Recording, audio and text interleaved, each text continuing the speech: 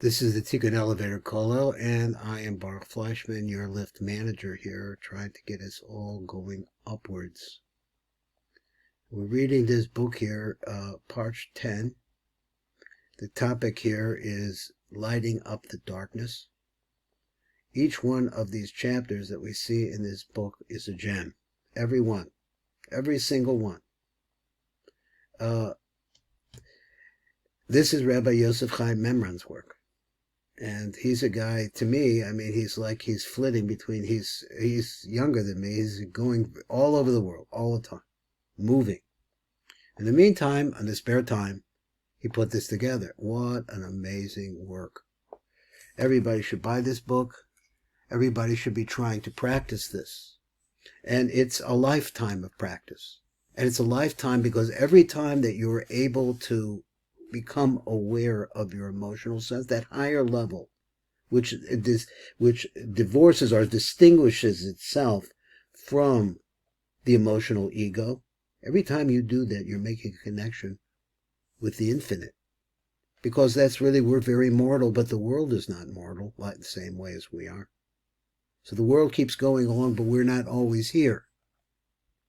So let's go over and see what he says. He says he said, lighting up the darkness. Now, there's misprints here, so I had to go through it a little bit. You will find that from time to time. Hashem, the God of Israel, gave Klal Yisrael, the Jewish people, the Torah as a gift. Why did he give us this gift? He made it so we could have a way in order to attach our souls and bodies. And he says this, and this is part of Torah, that there are 248 body parts and 365 sinews, which are like ligaments and blood vessels and so on and forth, to the 248 positive commandments, because we have 613 commandments in the Torah, and 365 negative commandments. And what did he just say? Well, he said that in the doing of the Torah, because the Torah also has commandments, things that you need to do, things that you need to know. He says, and they are connected to higher body parts and to our body parts. And the Torah is able to actually penetrate the denseness of this body. Now he says, so what exactly? He says, this is Rabbi Yosef Chaim MIMRAN's words. Becoming conscious is like lighting a candle where before there was only pure darkness.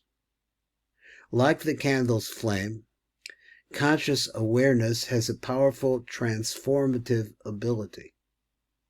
Like the candle's flame, conscious awareness has a powerful transformative ability. If we had been resisting true reality, we can stop resisting it only through the act of being conscious. Now, all of this needs to be read again and again and again and talking about it.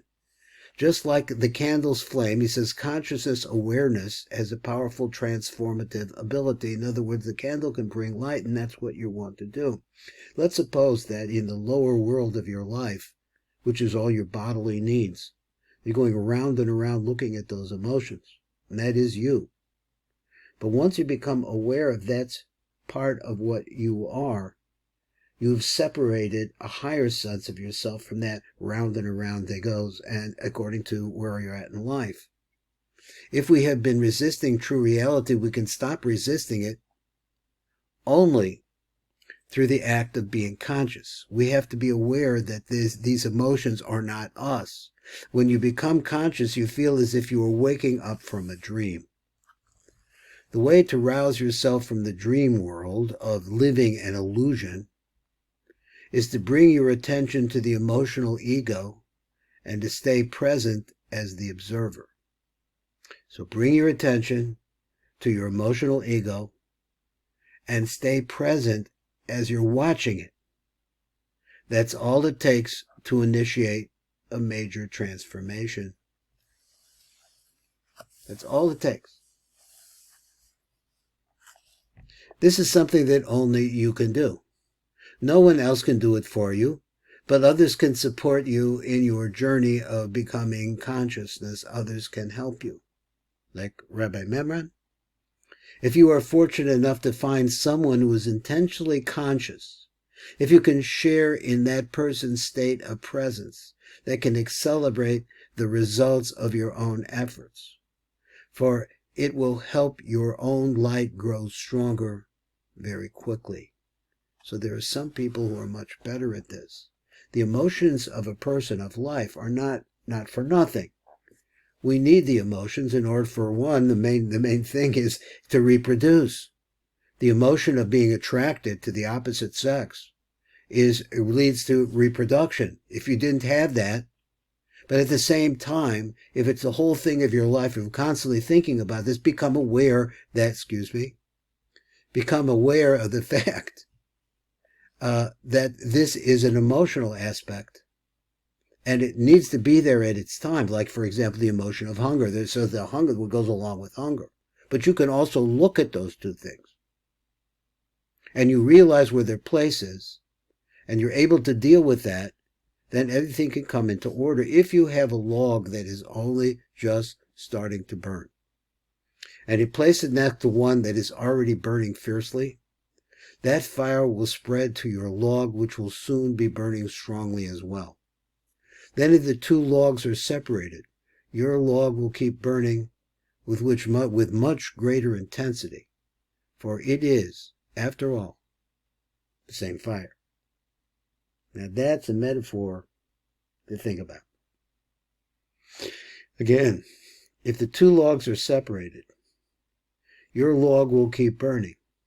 It has within it this fire, with much greater intensity, for it is, after all, the same fire.